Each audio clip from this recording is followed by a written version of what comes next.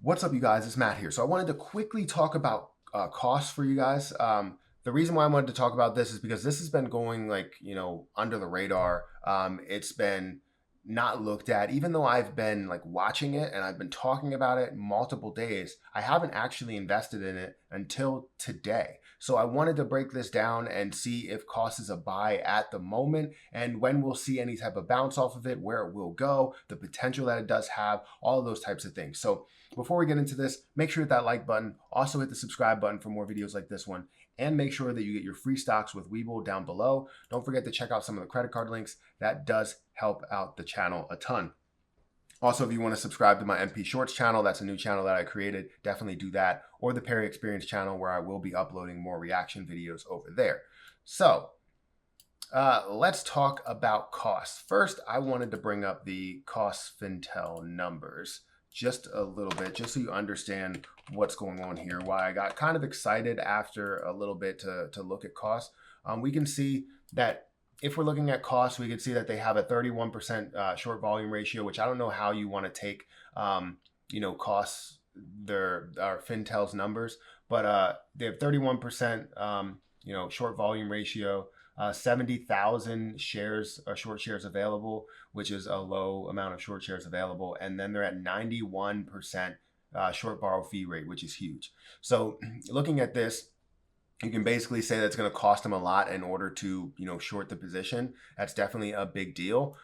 So if they're continuously shorting the position, then they're going to have to pay a lot in order to short that position, which means that they could be squeezed out of that position with so little short shares available. So that's very interesting to see as they continue to short this position. That fee rate continues to stay above 90. It was at 94 earlier today, but you look at where they are today. Obviously, they did have that drop, just like everything else in the market. Went from an open of $24.82 down to a low of $19.50.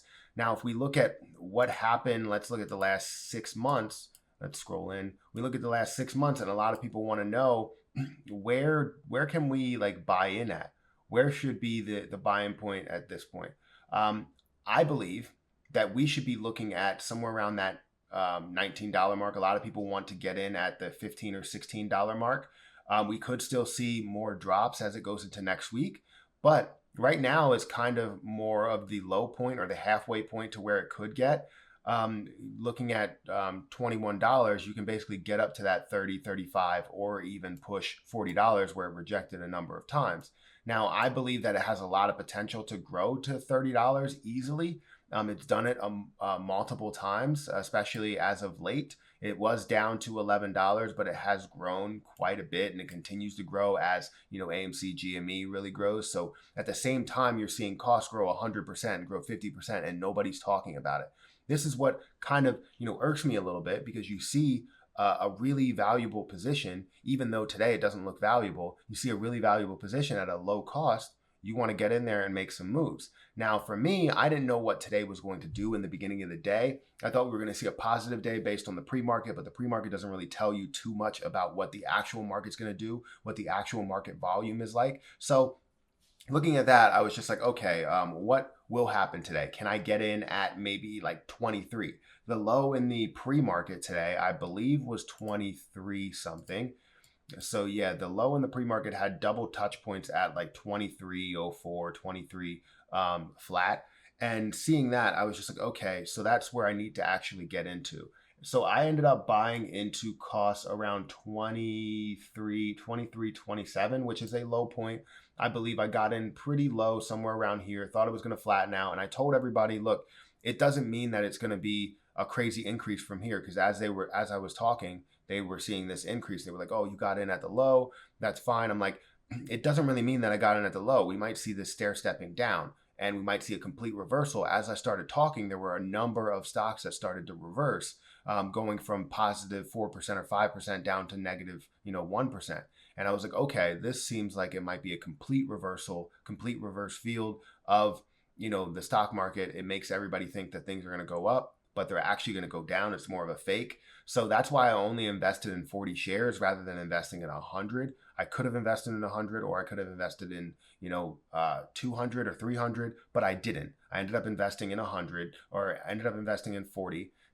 And I was up for a little bit with the understanding that it could come back down and push below, because seeing this wick right here, because I invested over here, seeing this wick go below the fighting point here of $23 and go down to 22.80, that's where I was like, okay, it definitely has potential to push or to pull lower. So seeing all that, and that's exactly what it did. For the overall market, ended up dropping down, ended up getting down to 21, where people thought it was a buy. And I kept saying, look, if it's going to continue to drop, if we're going to see a down market, definitely let this continue to go and then find its low and get in there. So $19 was definitely the play today, somewhere around $19 or $20 to get into this position. I'm up basically where I'm down, but I invested $3 higher than where the low point is. So that just goes to show you that the first 30 minutes won't tell you everything about where the absolute low is. It can tell you what you can gain off of a day trade, which this would have been a day trade if I would have seen it reverse, but I had no day trades left because I have less than 25,000 in my account, which does suck.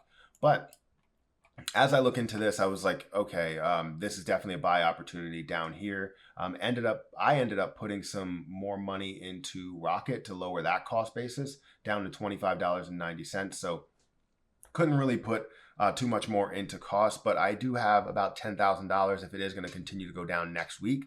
I don't know what the after hours market will do today. I also don't know what the pre-market will do if we're going to see some type of gap up. If we do, then either way, I made some money out of it. If it does gap up to 25 or 26 or 27 or gets up to $30, then I made some money. I'm fine with that.